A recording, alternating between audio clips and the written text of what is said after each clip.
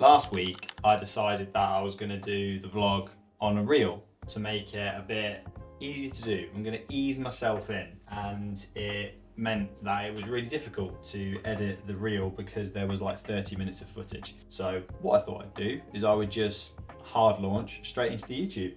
So welcome. On the menu today, double training day, easy day today. So we've got, I'm looking at my phone, we've got a bike sled row sesh this morning, and then we've got some upper body and core later this evening. So first, need to get hydrated. I have one of these hydrate electrolytes. They're not the strongest electrolytes. I think they've only got about 350 milligrams of sodium. Ideally, if you are having an electrolyte supplement, probably want around 600 to 800 is probably appropriate for most situations. Creatine, 100% creatine monohydrate. Anything else is not necessary or beneficial. And actually, in most cases, anything other than 100% monohydrate is actually probably worse. A lot of companies try to make creatine into something that it isn't to basically try and make more money and sell stuff. And we've got some beta-alanine. Gonna have about 6 grams-ish of that. Something I've really noticed since being in Bali is how much more I need to drink. I think in the UK, cooler climates, you can get away with being a little bit dehydrated, or at least not consuming quite enough. Whereas over here, you're just sweating so much, you just get so much more dehydrated if you aren't having enough.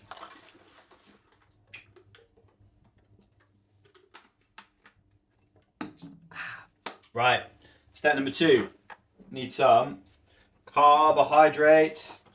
Pre-training sesh, gonna have one of these pineapple coconut protein blocks, and then gonna have some beet juice, a couple of squares of 100% dark chocolate, and then we're gonna top that up with some extra dates. So before a morning training session, I like to try and get around about 1 gram of carbs per kilo of body weight. Or if it's a bigger, for like an easy session, if it's a bigger session, then I'll probably look to get closer to 1.5 grams of carbs per kilo of body weight. So we've got 25 grams from this. Beet juice, I have no idea how much that has. So we'll probably have 150 mils of that. And then we're going to top that up with 50 grams of dates. You can have 2 squares of 100% dark chocolate just to get a little bit of fat in the system as well. And then during the workout, got a Pocari Sweat, which is another 15 grams of carbohydrates as well. Omega-3s, one of the things out here, it's really difficult to get. It's not difficult to get, but salmon is exponentially more expensive than it is over in the UK, even though salmon's very expensive as it is. So just have to be a little bit mindful of how often I'm having salmon and steak. Because it's quite easy over here. Obviously it is a little bit cheaper day to day, but because it's a little bit cheaper, it's quite easy to start going a little bit wild and having steak every day, salmon every day. Just have to be a little bit mindful of that. Right, so this is what we're working with. We've got our dark chocolate, got 50 grams of dates, got our protein block, which has 25 grams of carbs, 20 grams of protein, and then we've got about 150 milliliters of beet juice, and then we've got our electrolytes. We're going to get this down Then I'm going to go and get a coffee and then head to the gym from there.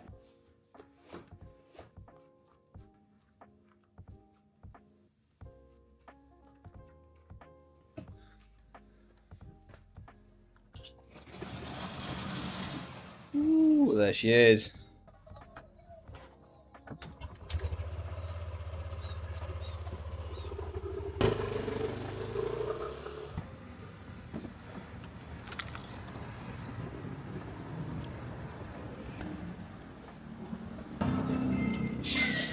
First stop, little pre-training coffee, little double espresso.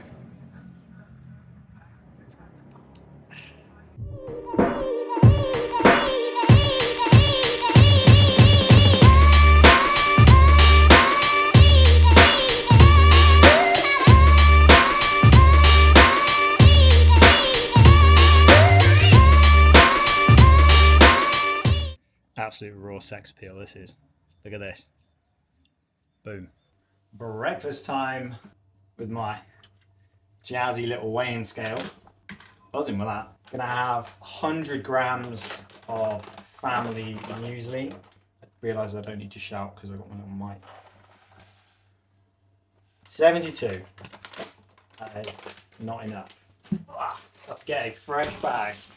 Need another 30 grams. Rolled oats, raisins, cranberries, chia seeds, almond, pumpkin seed, and sunflower seed. Banging. Then we're going to have another rehydrate post training because that was a sweaty sesh.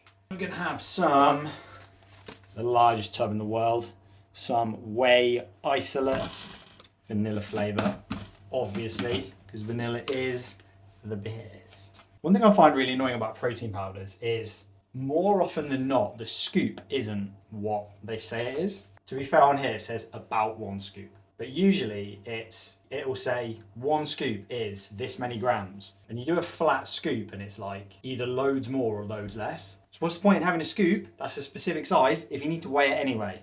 This is great content. So 100 grams family muesli, about 30 grams of vanilla whey isolate. Need to give that a little bit of a mixy mix.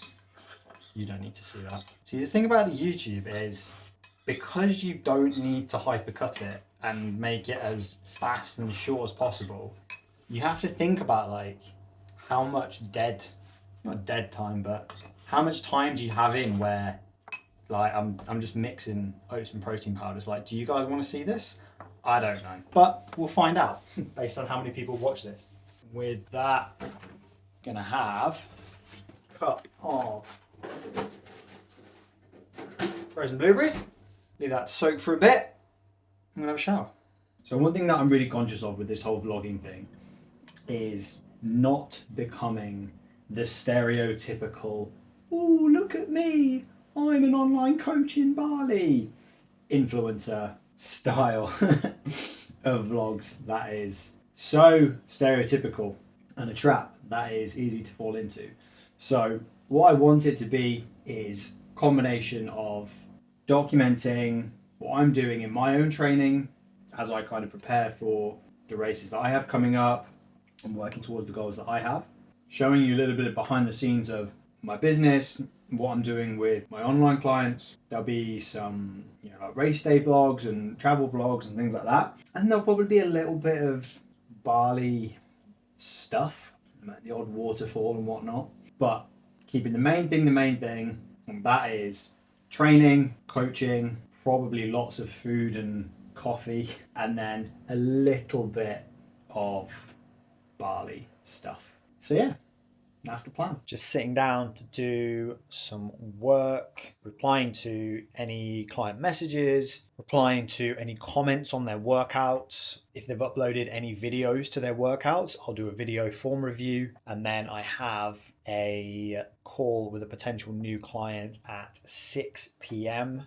But I will do my second workout of the day, which is an upper body strength, probably around 3:30, 4-ish, just so I can be back in time to have something to eat before that call.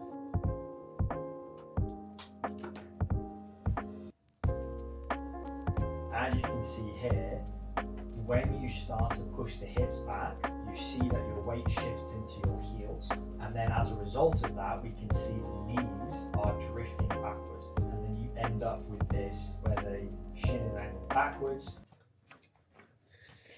Getting ready for workout number 2. Got some upper body strength and some core.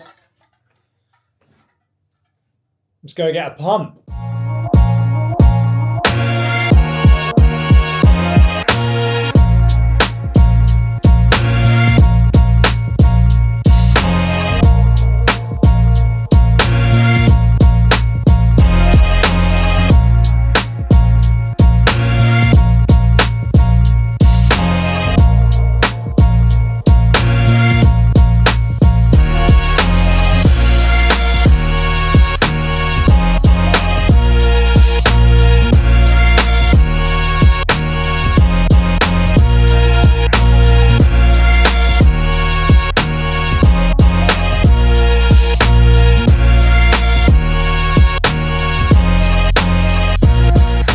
Workout number 2 done.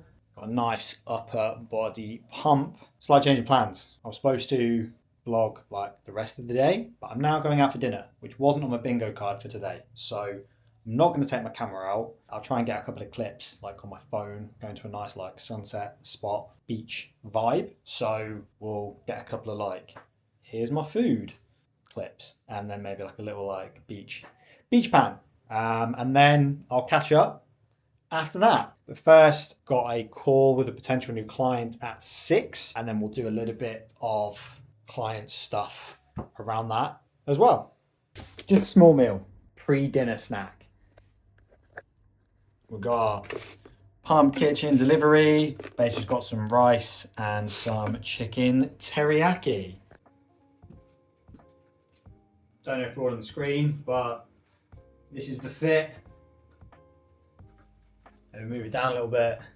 You can see the shoes as well. Bang, body fit. We're gonna end the vlog here, guys, because I'll probably be too tired when I get home, or I might forget. Thank you for watching. It can only get better than this. Like, comment, subscribe, do all that good stuff. Share it with your best friend, share it with your mum, share it with your dog. Anyone who will watch, I'll take what I can get. I'll see you in the next one.